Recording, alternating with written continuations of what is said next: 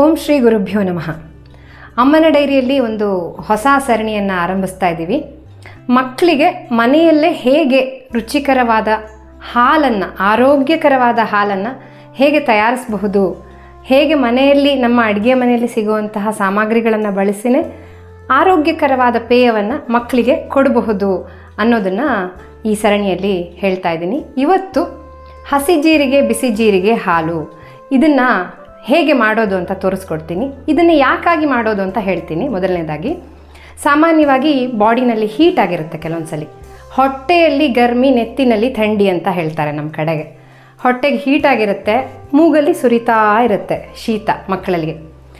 ಆವಾಗ ಈ ಹಸಿ ಜೀರಿಗೆ ಮತ್ತು ಬಿಸಿ ಜೀರಿಗೆ ಹಾಲನ್ನು ಮಾಡಿಕೊಟ್ಟಾಗ ತುಂಬ ಸಹಾಯ ಆಗುತ್ತೆ.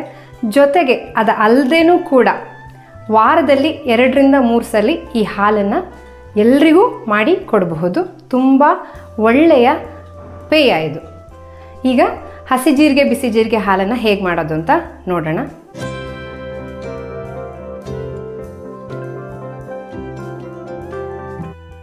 ನನ್ನ ಚಿಕ್ಕತ್ತೆ ಉಷಾ ಲಿಂಗದಹಳ್ಳಿ ಅವರಿಗೆ ನಾನೀಗ ಆರಂಭಿಸಿರೋ ಈ ಸರಣಿಯ ಶ್ರೇಯ ಹೋಗುತ್ತೆ. ನಾನು ಅವರನ್ನು ಕರೆಯೋದೇ ಮಿನಿ ವೈದ್ಯೆ ಅಂತ. ಬಾಳಂತಿ ಔಷಧಗಳ ಜೊತೆಗೆ ಬಹಳಷ್ಟು ಮನೆಮದ್ದುಗಳನ್ನು ವರ್ಷಾನುಗಟ್ಟಲೆಯಿಂದ ಮಾಡಿ ಅಭ್ಯಾಸ ಇರೋರವರು.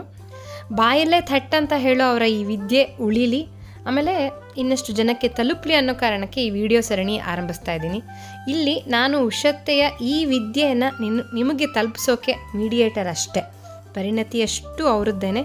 ಹೀಗಾಗಿ ಧನ್ಯವಾದ ಉಷತ್ತೆ. ಈ ಹಾಲು ಮಾಡೋಕ್ಕೆ ಬೇಕಾಗಿರೋ ಇಂಗ್ರೀಡಿಯೆಂಟ್ಸು: ಹಾಲು 2 ಲೋಟ, ಜೀರಿಗೆ 2 ದೊಡ್ಡ ಚಮಚ, ಆಮೇಲೆ ಕಲ್ಸಕ್ಕರೆ ಇಲ್ಲದೆ ಹೋದರೆ ಸಕ್ಕರೆ ಬಳಸಬಹುದು.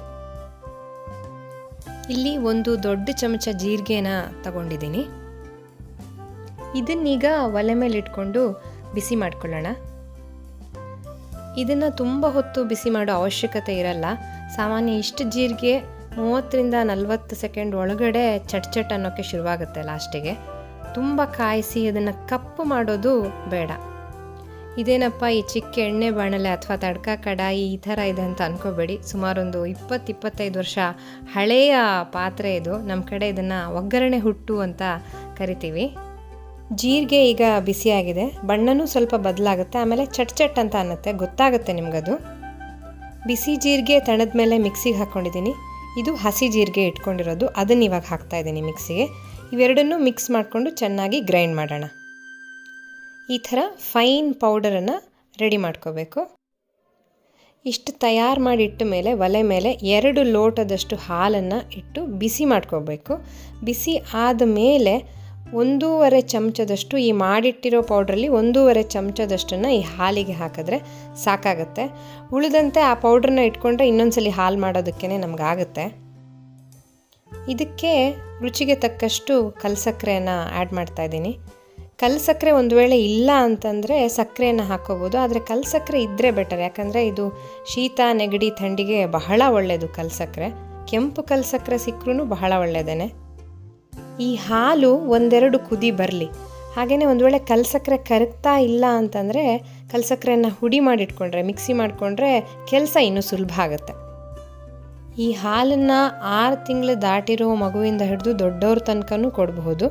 6 ತಿಂಗಳಿಂದ 1 ವರ್ಷದ ಮಗು ಅಂತಂದರೆ ಪ್ರಮಾಣ ಸ್ವಲ್ಪ ಕಡಿಮೆ ಮಾಡಬೇಕಾಗತ್ತೆ. ಒಂದು ಅರ್ಧ ಸ್ಪೂನು ಜೀರಿಗೆ, ಟೋಟಲಾಗಿ ಅರ್ಧ ಸ್ಪೂನ್ ಹಾಕಿದ್ರೆ ಧಾರಾಳ ಸಾಕಾಗುತ್ತೆ ಮಕ್ಕಳಿಗೆ. ದೊಡ್ಡವರು ಅಂತಂದರೆ ಇನ್ನೂ ಜಾಸ್ತಿನೂ ಜೀರಿಗೆಯನ್ನು ಹಾಕಿ ಕೊಡಬಹುದು. ಈ ಹಾಲೀಗ ಕುದಿ ಬರ್ತಾ ಇದೆ, ಹಾಗೆ ಕಲ್ಸಕ್ಕರೆನೂ ಕೂಡ ಕರಗಿದೆ. ಥಂಡಿ ಶೀತ ಇಲ್ಲದೆ ಇದ್ದಾಗಲೂ ಈ ಹಾಲನ್ನು ಮಾಡಿ ಕೊಡಬಹುದು.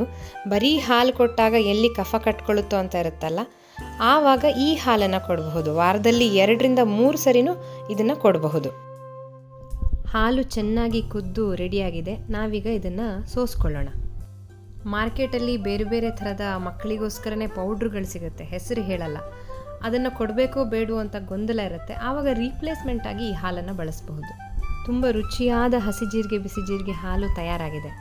ಇಲ್ಲೊಂದು ಟಿಪ್ಸ್ ಹೇಳ್ತೀನಿ. ಪದೇ ನಾವು ಈ ಜೀರಿಗೆನ ಹುರ್ಕೊಂಡು ಮಿಕ್ಸಿ ಮಾಡ್ಕೊಂಡು ಮಾಡೋದು ಕೆಲಸ ಕಷ್ಟ ಆಗುತ್ತೆ. ಹಾಗಾಗಿ ಒಟ್ಟಿಗೆ ಈ ಥರ ಮಾಡಿ ಡಬ್ಬಿನಲ್ಲಿ ಹಾಕಿಟ್ಕೋಬೋದು. ಇದು ಬಿಸಿ ಜೀರಿಗೆ ಪೌಡರ್ ನಾನು ಮಾಡಿ ಇಟ್ಕೊಂಡಿರೋದು.